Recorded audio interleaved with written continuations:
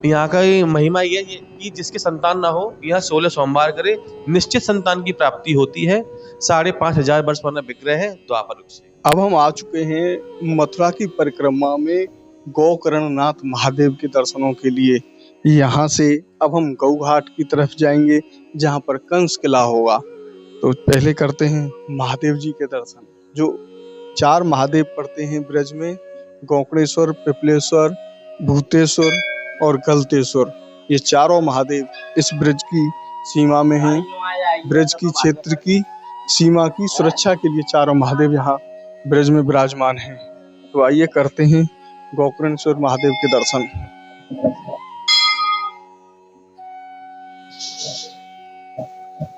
जैसे ही मंदिर के अंदर प्रवेश करेंगे, नंदी महाराज के यहाँ पर दर्शन है और बिल्कुल ठीक सामने ही यहाँ गोकर्णनाथ महादेव विराजमान है।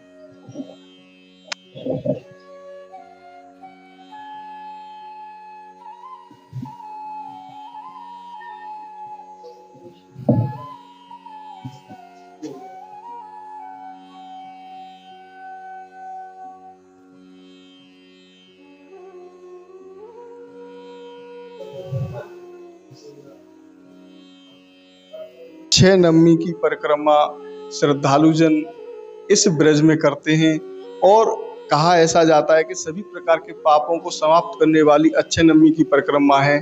ब्रज के प्रमुख मंदिरों में से एक हैं ये गोकर्णनाथ महादेव। इनके बड़े ही दिव्य दर्शन हैं। महाराज जी हमारे साथ में, यहाँ की क्या क्या महिमा है उसके बारे में जानकारी लेते हैं, क्योंकि इस मंदिर के दर्शन भक्तगण कर ही नहीं पाते हैं। वे सीधे परिक्रमा में निकल जाते हैं, क्योंकि ये मंदिर बिल्कुल बराबर में ही है, लेकिन भक्तों को पता न होने के कारण ये बड़ा ही ऐसा कार्य हो जाता है भक्तों के साथ में कि वंचित रह जाते हैं इन प्रमुख दर्शनों से। तो महाराज जी से मैंने कहा है कि एक बोर्ड और लगा दें, जिससे कि बिल्कुल 50 मीटर की दूरी पर परिक्रमा मार्ग से, और ये दर्शन बड़े ही सौभाग्यशाली व्यक्तियों को प्राप्त होते हैं। जानते हैं इस मंदिर की महिमा के बारे में। राधे राधे। मैं मन्नू पंडित, सेवायत गोकर्णनाथ महादेव से। मथुरा में 4 मंदिर है महादेव के, रंगेश्वर, भूतेश्वर, पिपलेश्वर, गोकर्णेश्वर, जो चारों परिक्रमा मार्ग में स्थित है। बहुत ही प्राचीन मंदिर है ये गोकर्णनाथ महादेव। इनका इतिहास श्रीमद् भागवत में आता है। एक ब्राह्मण हुए थे आत्मदेव नाम के, जिनकी पत्नी का नाम धुंधली था। उनके कोई संतान नहीं थी, तो एक ऋषि ने उनको फल दिया था कि फल को खाने से आपका पुत्र हो जाएगा। तो धुंधली उस फल को खुद ना खा के अपनी गाय को खिला देती है। तब ये गाय के कान से पैदा होती है, तो उनका नाम गोकर्ण पड़ा। गोकर्ण शुरू से पूजा पाठ करने वाले, संतों की संगत करने वाले परम ज्ञानी हुए थे। उधर धुंधली अपना वंश बढ़ाने को बहन का बच्चा गोद ले लेती है, जिसका नाम धुंधकारी था। वो राक्षस प्रवृत्ति का निकल गया था, शराब बराब पीना, वैश्यावृत्ति करना। तो उसकी अकाल मृत्यु हो जाती है, उसको प्रेत योनि मिलती है, उसकी आत्मा भटकती है, वो सबको परेशान करता है। तो सब लोग फिर गोकर्ण जी से बोलते हैं कि आप तो इतने विद्वान हो, तो अपने भाई की मुक्ति के लिए कुछ कीजिए। फिर ये 7 दिन की भागवत पढ़ते हैं और एक हरा बांस घाते 7 गांठों वाला, उस पे धुंधकारी की आत्मा को विराजमान करते हैं। रोज भागवत का एक अध्याय पढ़ते हैं, रोज एक गांठ चटक जाती है और 7वें दिन धुंधकारी को मुक्ति मिल जाती है। फिर ये यहाँ पे शिव की तपस्या करते हैं, तो शिव जी प्रसन्न होकर इनको वरदान देते हैं कि आप कलयुग में मेरे ही रूप में पूजे जाओगे। तब से शिव के रूप में विराजमान है। इनका एक हाथ लिंग पर है, एक हाथ हृदय पर है। कहते हैं मनुष्य के अंदर 2 चीज चलायमान होती है जो मनुष्य को विचलित करती है, काम और क्रोध। ये दोनों को बस में करके बैठे हुए हैं। जिस किसी व्यक्ति ने इन दोनों चीजों, इंद्रिय और अपने मन पे काबू कर लिया, तो जीवन में सफल रहेगा। यहाँ का ये महिमा ये है कि जिसके संतान ना हो यह 16 सोमवार करे, निश्चित संतान की प्राप्ति होती है। 5,500 वर्ष पुराना विग्रह है द्वापर युग से।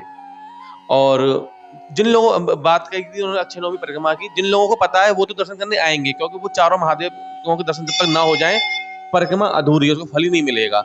लेकिन आज इतनी भीड़ रहती है कि मतलब आजकल तो कहना ना कि भीड़ चाल, तो पब्लिक को बस केवल भागने की लगती है, तो भक्ति रहते हैं। लेकिन जिनको पता है कि हाँ महादेव का मंदिर गोकर्ण जी का यहाँ पे है, तो बस 10 कदम की दूरी पे ही है, वो लोग आगे जरूर दर्शन करते हैं और दर्शन करके ही यहाँ से जाते हैं।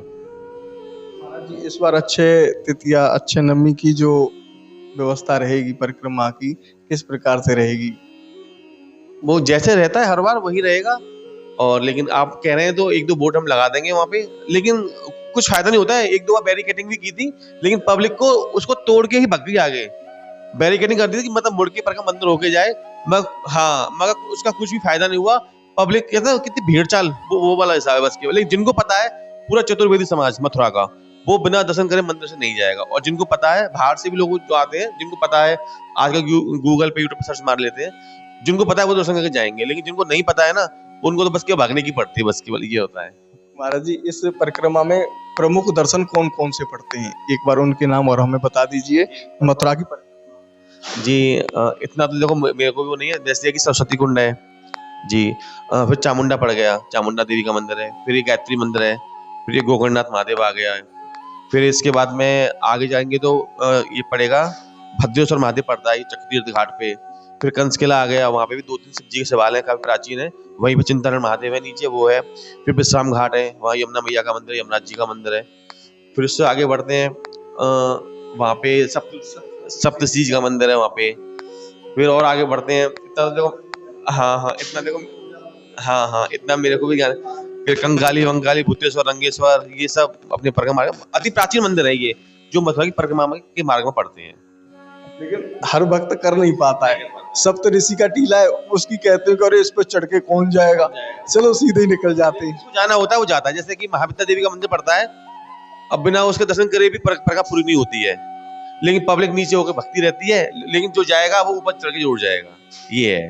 और वो तो बस कहने के मेन परिक्रमा मार्ग में तभी पब्लिक ऊपर चढ़ के नहीं जाती है, उनको भगने की पड़ती है, लेकिन जिनको मालूम है वो दर्शन करने ऊपर जाएंगे, तब परिक्रमा को। उसकी भी ऐसी व्यवस्था बना रखी है, परिक्रमा घुसे ऊपर और दूसरी साइड से निकल जाए।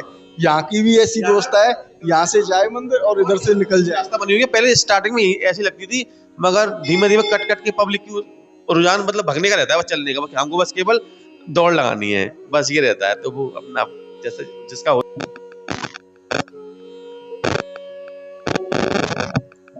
गोकर्णनाथ महादेव के भव्य दर्शन आप यहाँ पर कर रहे हैं और देख रहे हैं आप, ये बिल्कुल दिव्य प्रकार के दर्शन हैं, अलौकिक दर्शन हैं। इस प्रकार के दर्शन करना बड़े ही सौभाग्य की बात होती है।